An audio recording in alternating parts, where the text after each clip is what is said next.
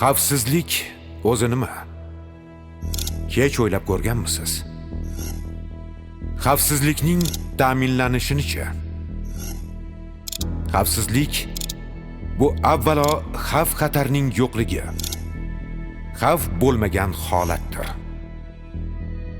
Zero xavfsizlik insoniyat va jamiyatlarning ustuvor omilidir.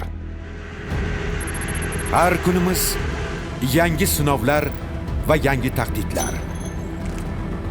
Nima bu? Bu meniki emas.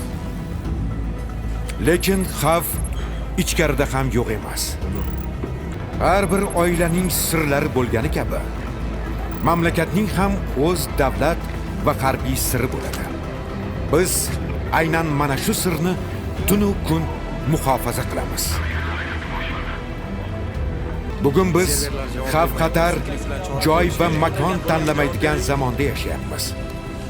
Texnologiyalar rivojlangani sayin tahdidlar ham o'zgarib, yangi ko'rinishlarda namoyon bo'lyapti. Oliy maqsadimiz mamlakat va xalq xavfsizligi. Biz bu yo'lda tinch va osoyishta hayotimizga to'g'anoq bo'layotgan kuchlar bilan har kuni, har soat kurash olib boramiz. Gapirasanmi yo'qmi? Har soniya sergak tortib, hushyorlikni jilovlab va ulkan mas'uliyatni his qilgan holda biz qonun ustuvorligini, shaxs, jamiyat va davlatning xavfsizligini ta'minlaymiz. Xavfsizlikka tahdid soluvchi omillarni oldindan aniqlash va ularga munosib javob berish bo'yicha puxta strategiyaga amal qilamiz. Bizni himoyamiz ostidagi insonlar oldidagi mas'uliyat hissi yetaklaydi.